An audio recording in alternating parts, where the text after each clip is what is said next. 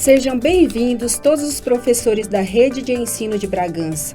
Todos os anos, de 21 a 28 de agosto, realiza-se, através da Federação Nacional das APAES, FENAPAE, a Semana da Pessoa com Deficiência Intelectual e Múltipla, onde abordamos temas de suma importância para construirmos estratégias que beneficiam nossos alunos a atingir sua autonomia e a protagonizarem a sua própria história. E este ano de 2021, o tema a abranger é Tempo de Transformar Conhecimento em Ação. E como colocar conhecimento em ação?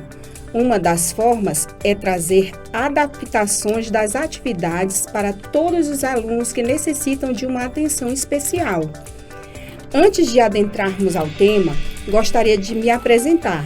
Meu nome é Sabrina, eu tenho altura mediana, tenho cabelos castanhos e lisos, compridos, olhos castanhos e tenho a pele clara. E estou aqui juntamente com as professoras Kátia e Graça, que em breve também estarão fazendo suas apresentações. Há vários campos a serem abrangidos, mas nós vamos abordar a educação do surdo e a adaptação curricular, os desafios e a prática do conhecimento em ação. Então, a gente pegou para especificar sobre a surdez ou deficiência auditiva.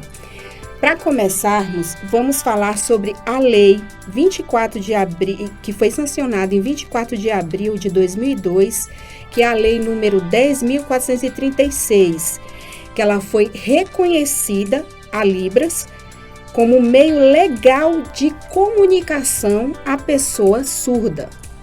Então, a partir daí, nós vamos primeiro abranger a definição de deficiência auditiva e surdez. O que consiste? A deficiência auditiva, ela consiste na perda parcial ou total da capacidade de detectar sons, causada ou por uma má formação, que é de causa genética, ou lesão na orelha, ou na composição de todo o aparelho auditivo interno. Já a surdez, ela é toda e qualquer ausência de audição.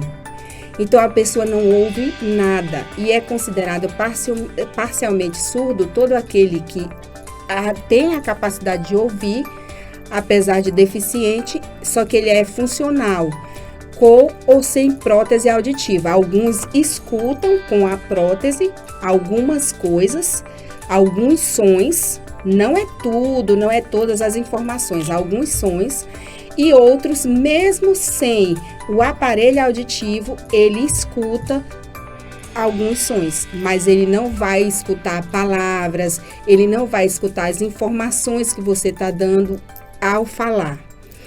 E entre esses tipos de deficiência auditiva existem a condutiva, a mista, a neurosensorial e a central, que nós vamos agora passar a ver cada deficiência dessa.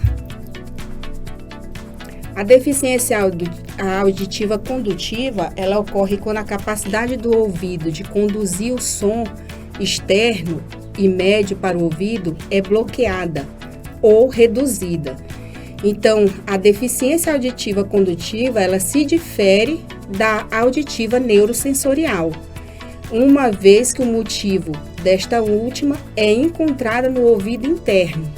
Então, a pessoa, às vezes, na deficiência auditiva, ela chega a escutar algumas palavras, ela escuta as vogais, só que ela não escuta algumas consoantes. Então, por isso a gente tem que dar uma atenção mesmo específica, mesmo quando a pessoa tem uma deficiência auditiva, a gente tem que estabelecer e ver o que aquela pessoa consegue desenvolver, o que aquela pessoa consegue escutar para poder trabalhar dentro do que ele necessita, do que ele precisa. Já a perda auditiva mista, ele tem elementos da audição condutora e a perda auditiva neurosensorial. Então, há danos tanto na orelha externa como na interna. Então, o ouvido externo, ele não pode conduzir o som adequadamente para a orelha interna. E a orelha interna não pode processar o som para ser enviado ao cérebro. Então, é por isso que a gente tem que saber qual o grau de perda auditiva. Quando a gente sabe que tem um aluno surdo, a gente tem que buscar qual o grau de perda auditiva. Aquele aluno, ele consegue se desenvolver com a gente só falando, ou ele precisa da Libras, ou ele necessita da Libras.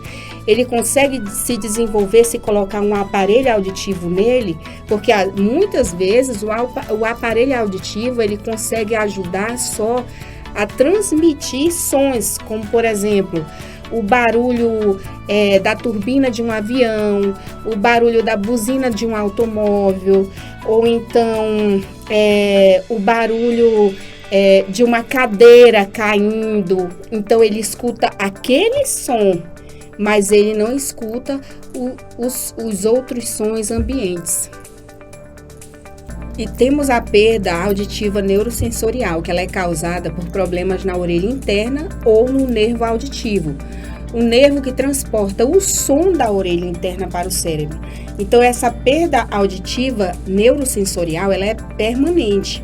Em adultos, as causas incluem o envelhecimento, a exposição prolongada a ruídos altos. Ainda há pouco eu falei sobre a questão de pessoas que trabalham na parte de aviação. Aquelas pessoas, elas têm que ter um cuidado e usar o protetor auditivo, porque se eles continuarem com essa exposição prolongada, eles podem sim perder a audição. Vocês aí que têm seus adolescentes em casa ou que cuidam no sentido de ensinar adolescentes na escola também, tem que ter uma preocupação com a questão do fone de ouvido. O fone de ouvido, volume muito alto, todo dia, porque eu sei disso, porque eu tenho adolescentes em casa e eu fico de olho com relação a isso. Isso também faz com que tenha uma perda auditiva. Então, nós temos que ter muito cuidado. Em crianças e bebês, as causas incluem anomalias congênitas ou infecções. Um exemplo disso é a meningite. A meningite, ela causa também perda auditiva, às vezes até total. Então, neste tipo de perda auditiva, os tons mais agudos, eles podem soar de modo abafado. Pode ficar difícil reconhecer palavras com ruído de fundo. O tratamento inclui aparelhos auditivos ou dispositivos de assistência. E um detalhe, a gente tem que ter muito cuidado. Às vezes a pessoa diz assim, mas para que essa informação?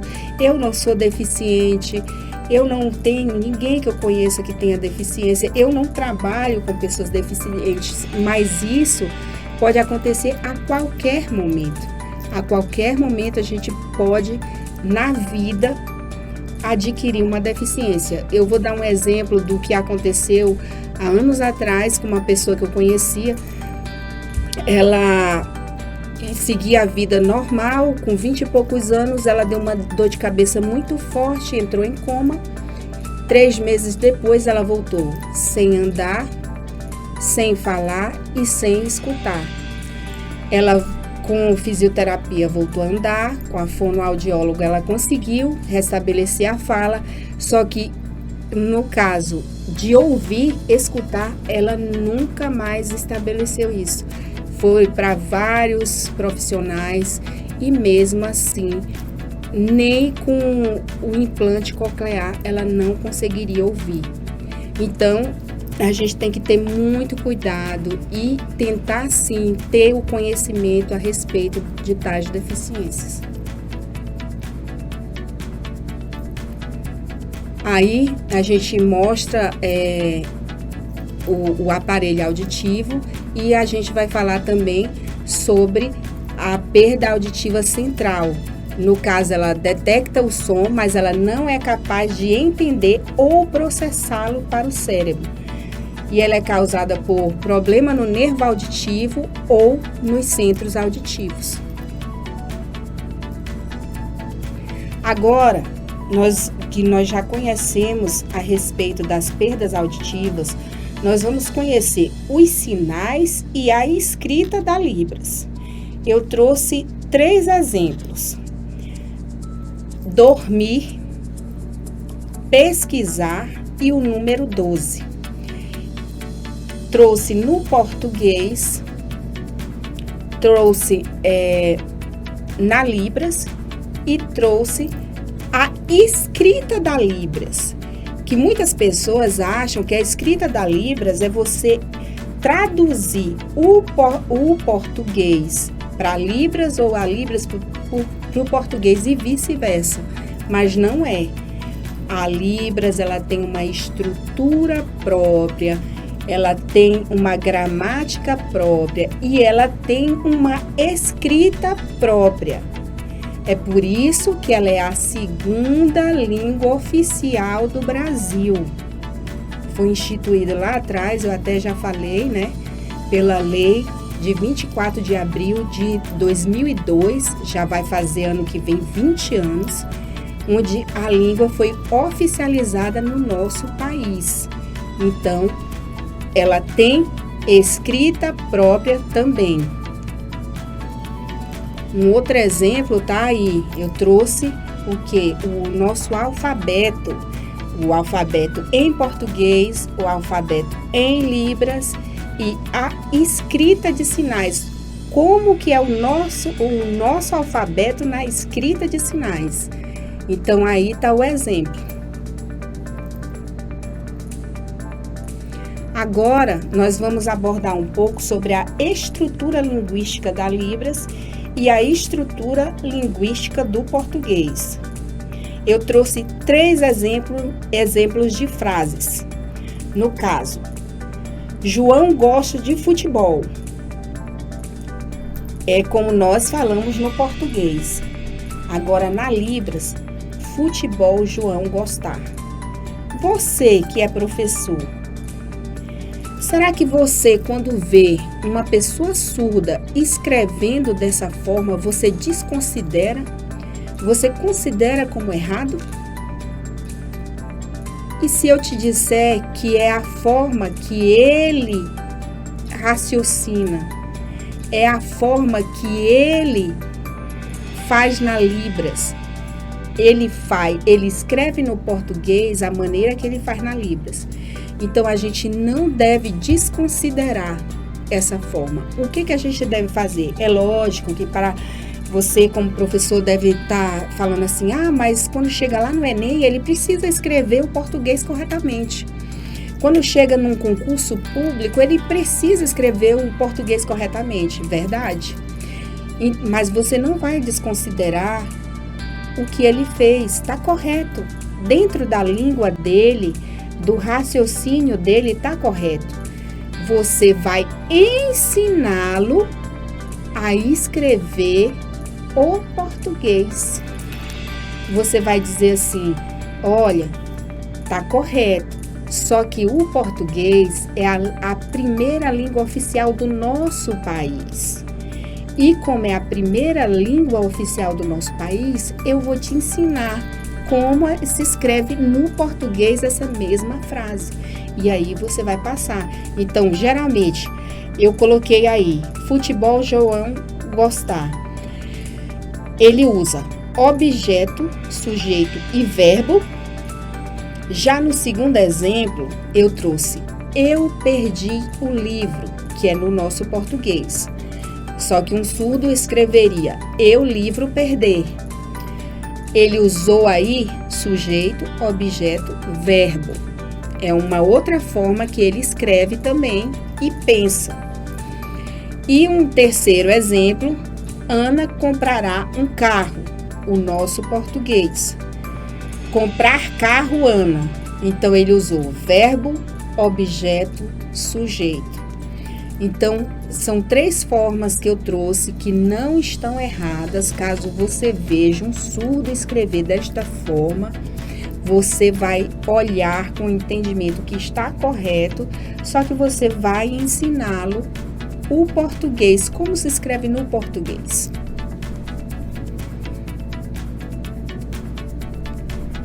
Aí um outro exemplo que eu trouxe quando fala sobre adaptação, né? Eu falei lá atrás que existe a escrita da Libras e muitas vezes os professores acham que adaptar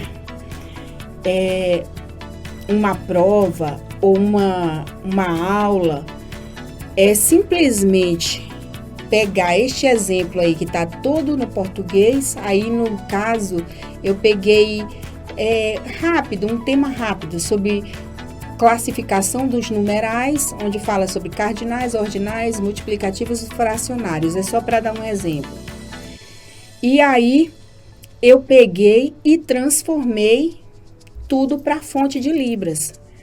Aí o professor pensa assim, eu baixar a fonte lá no Google de Libras, aí eu transformar a fonte de Libras, o português para a fonte de Libras, pronto, eu adaptei. Gente, não, isso não é adaptação. A única coisa que você fez foi pegar a fonte do português e colocar para a fonte de Libras. Ele vai ter só o trabalho de ter que transformar isso tudo em português e ele vai continuar sem entender o que está acontecendo. Então, a adaptação correta está aí. Você vai, por exemplo, falar sobre os números cardinais. Aí você vai mostrar como é que são os números cardinais em Libras. Você pegou uma imagem. Por quê? Porque o surdo, o deficiente auditivo, ele é muito importante para ele o visual. Por exemplo, material dourado é ótimo para se trabalhar no caso da matemática com o surdo. Questão de unidade, dezena, centena, milhar, unidade milhar e assim sucessivamente. Ou então você pode pegar os próprios objetos dele, um lápis de cor, uma caneta. Tudo isso pode se transformar em coisas que você pode ajudá-lo a ter, sim, uma percepção, a poder ter um entendimento daquilo que é no visual. Porque primeiro, para ele construir qualquer coisa, ele precisa do visual. Aí depois, sim, você vai trabalhar a parte abstrata. Primeiro é o concreto, depois o abstrato. Aí o ordinal também. Aí você mostra como que são os sinais no ordinal. A mesma coisa, se você for fazer questão de multiplicação ou então fração, então você vai usar imagens para ajudá-lo a chegar no que ele precisa. E agora a gente vai entrar com uma entrevista, um bate-papo rápido. Aguardem só um instantinho, que vai já começar. Olá, meu nome é Graça. Eu vou fazer minha autodescrição. Sou de estatura 1,60 m, tenho cabelos pretos, tenho os olhos pretos. Estou usando blusa e calça preta. E estou aqui para fazer uma entrevista com as professoras Kátia e Sabrina, para esclarecer ainda mais sobre esse tema tão importante. Essa pergunta está direcionada, tá? Vai para a professora Kátia. Bom, a adaptação curricular são os ajustes e as modificações que devem ser promovidas no currículo, né? Quando a gente fala em adaptação curricular, a gente tem uma gama muito grande de assuntos para se tratar. Mas hoje, aqui, nós vamos tratar especificamente da adaptação de atividades, né? A professora Sabrina vai falar um pouco sobre essa questão e nós vamos ver mais para frente, nas demais perguntas, como nós vamos fazer essa adaptação curricular em si. A segunda pergunta vai para a professora Sabrina. No caso da deficiência auditiva ou surdez, ela existe associada a outras deficiências? Quais? Sim, com certeza. Existem associadas a várias deficiências. Por exemplo, o surdo cego, né? Ele tem a surdez e a cegueira associada a uma outra. Também nós temos surdo com deficiência intelectual, surdo com deficiência física ou com a deficiência intelectual e física. Isso constitui deficiência múltipla, porque a partir de 2 ou mais deficiências já é caracterizado como deficiência múltipla. E eu já tive a oportunidade de trabalhar com pessoa surda que tinha deficiência intelectual e múltipla, e é lógico, precisa de uma equipe multiprofissional para direcionar as especificidades de cada deficiência, mas dá sim para se fazer um trabalho de qualidade e fazer com que esse aluno se desenvolva, mesmo ele tendo deficiências múltiplas. Vamos lá. A terceira pergunta vai para a professora Kátia. Quais são os tipos de adaptações existentes? Bom, nós temos 2 tipos de adaptações, né? São as adaptações que chamamos de grande porte e as adaptações de pequeno porte. O que é a adaptação de grande porte? Essa adaptação de grande porte são aquelas adaptações de responsabilidade das autoridades competentes, né? E dos gestores de ensino das escolas. Por exemplo, a Sabrina, ela é intérprete, né? Então, para contratar uma intérprete para uma escola, a gente vai precisar do quê? Do secretário de educação, né? Do prefeito, para que ele faça essa contratação. Então, nós podemos dizer que a nossa intérprete Sabrina é uma adaptação curricular de grande porte. Por quê? Porque ela foi contratada pelo prefeito, pelo secretário de educação para atuar nas escolas, né? E essa adaptação de grande porte, ela não é só de responsabilidade do prefeito em si, mas ela é responsabilidade de todas as esferas, né? Tanto municipal, quanto estadual, quanto federal, tá? Já as adaptações de pequeno porte são aquelas adaptações de responsabilidade do professor de sala regular, né? Sou eu, professor, que vou fazer essas adaptações. Quais são? Adaptação nos assuntos, né? A adaptação dentro de sala de aula, eu vou organizar meu ambiente de forma que o aluno ele vai ter acesso a esse conhecimento, né? Eu vou trazer parcerias para me ajudar, como o professor de AE, por exemplo, né? Então, são divididas em 2, são as de grande porte e as de pequeno porte, sendo que a de grande porte, a responsabilidade são dos governantes, das autoridades e dos gestores de ensino, e a de pequeno porte, a responsabilidade diretamente do professor de sala de aula. Muito bem. A quarta pergunta vai para a professora Sabrina. Com relação aos intérpretes, é necessário nas escolas? Se o aluno, para ter uma comunicação, ele necessita da Libras, porque antes de começarmos a entrevista, eu falei sobre a diferença, de surdez, de deficiência auditiva. Alguns necessitam do intérprete, outros não necessitam do intérprete. Então, se for necessário o intérprete, sim.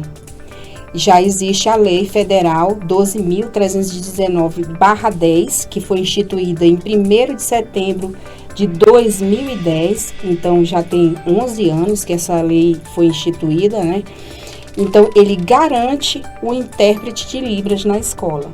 Aí, algumas escolas, quando não tem, o que cabe? Cabe à família, o familiar, ir em busca de garantir fazer o direito daquele aluno. Muito bem. A penúltima pergunta vai para a professora Kátia. Como deve ser a adaptação curricular para o aluno surdo? Bom, essa pergunta também é bastante ampla a resposta, né? Mas vamos focar naquilo que nós estamos trabalhando hoje. Para o aluno surdo, a principal adaptação curricular que eu considero é a questão do intérprete, né? Do acesso a Libras. A Libras, como é a primeira língua do aluno surdo, é a mais necessária, a adaptação mais necessária dentro de sala de aula, né? Mas nós sabemos que nem todos os alunos, eles têm domínio de Libras, né? Então, quando o aluno ele não domina a Libras, não é necessariamente obrigatório esse uso. Porém, é sim necessário que aconteça a adaptação curricular de uma outra forma, para que o aluno ele comece a ter acesso, né, à língua brasileira de sinais, para que ele vá aprendendo, para que ele introduza essa língua na vida dele, porque ele vai precisar, né? E as outras adaptações, elas giram em torno da adaptação de atividades, né, da adaptação do ambiente escolar, da aquisição de materiais necessários para esse aluno ter acesso ao conhecimento, né? Então, é uma gama de coisas que a gente vai trazer para dentro da sala de aula para que o aluno ele tenha acesso, para que o aluno ele consiga compreender o que está sendo trabalhado, assim como os demais alunos da turma, tá? E a última pergunta vai para a professora Sabrina. O que você acha da disciplina Libras nas escolas? Olha, eu acho de grande importância.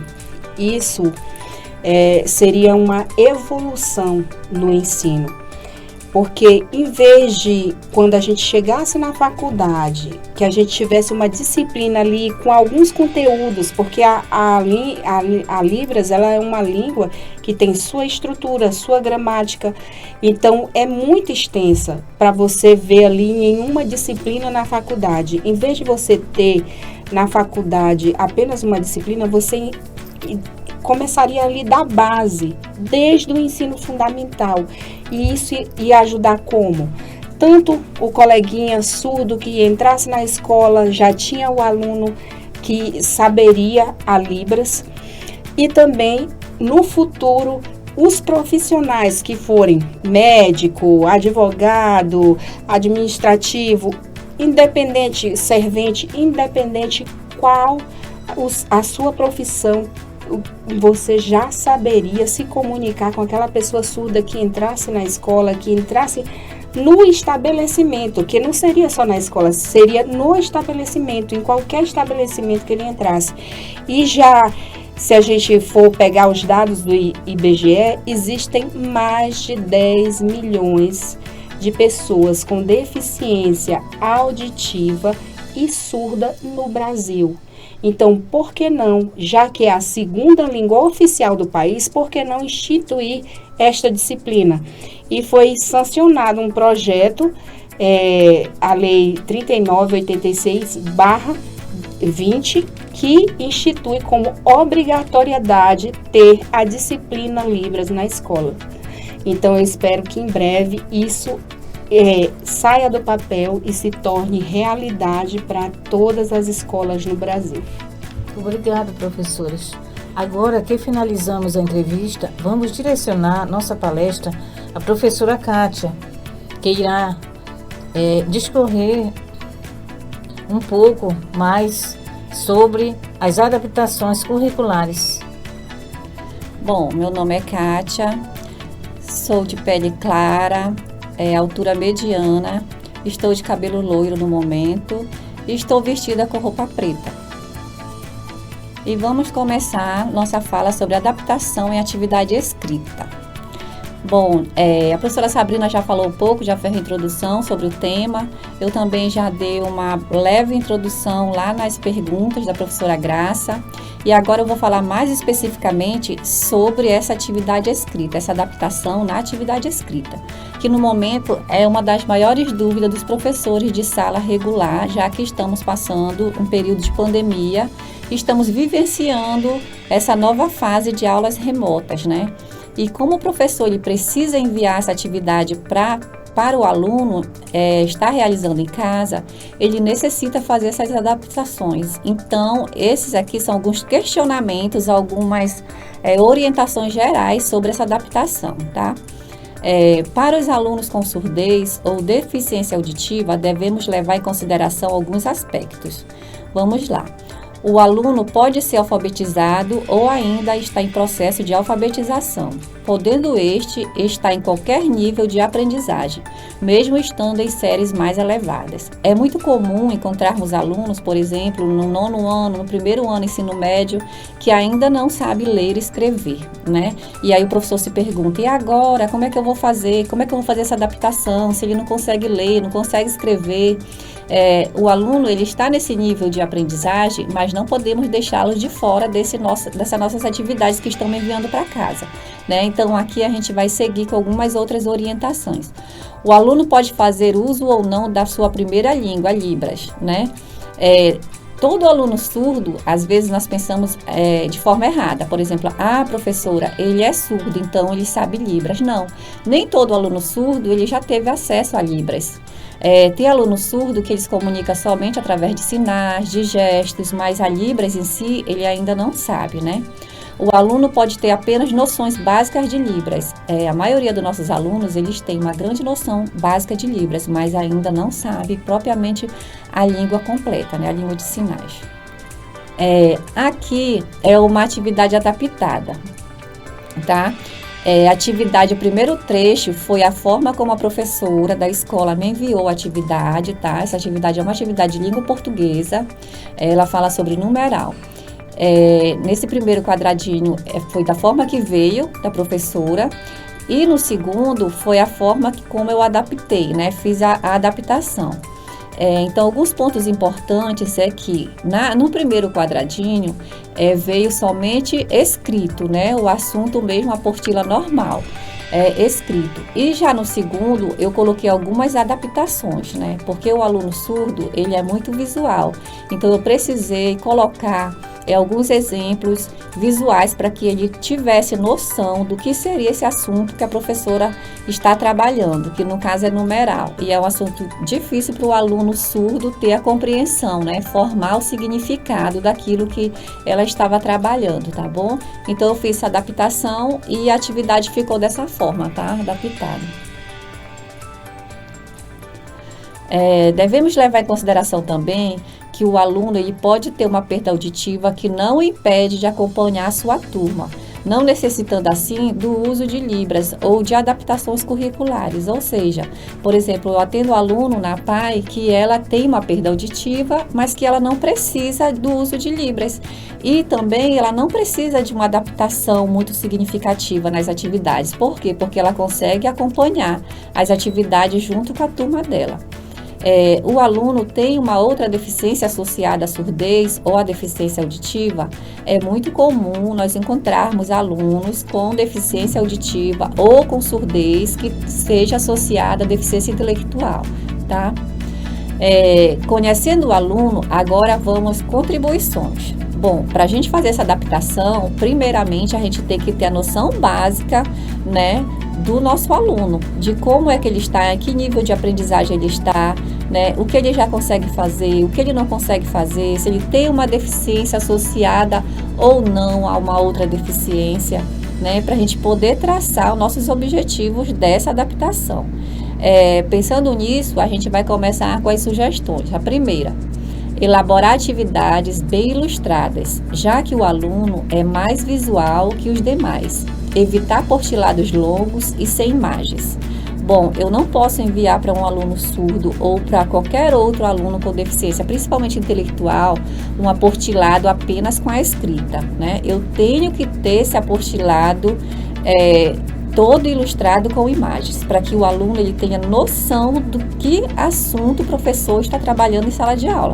Ah, professora, mas ele não sabe ler. Ele não sabe ler, mas com as imagens ele vai conseguir visualizar do que se trata aquele assunto. Então, se o assunto estiver apenas da forma escrita, vai ser mais difícil ainda o aluno compreender o que é que tem naquela apostila. E se o professor colocar uma apostila com imagens, uma apostila bem estruturada, bem organizada, o aluno vai ser capaz de compreender através daquelas figuras o que o professor tá tentando repassar para ele naquele apostilado, tá bom? Usar enunciados mais curtos, diretos nas questões e atividades. Bom, a gente deve evitar aqueles enunciados de questões muito longos. Por quê? Principalmente se o aluno ele tiver uma deficiência intelectual associada à surdez.